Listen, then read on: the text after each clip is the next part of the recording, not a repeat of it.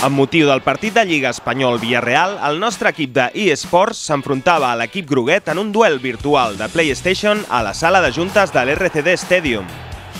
Els dos conjunts fundadors de la VFO, la Virtual Football Organization, estaven representats per Coprat i Noux, per part Perica, i Leo i Hugo, per part del Villarreal.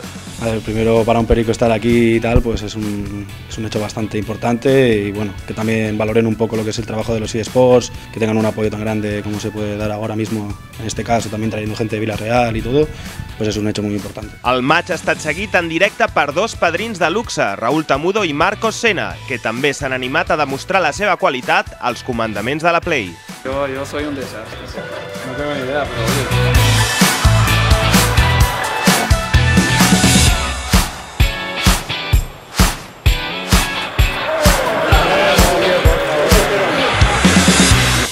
De años que no jugaba al FIFA, pero un montón, ¿eh? Ahora con mi hijo me estoy un poquito soltando y empiezo otra vez a jugar, pero hacía un montón que no jugaba. Y además yo creo que el mando que nos han dado no iba bien, ¿eh? Por eso hemos perdido, creo, ¿eh?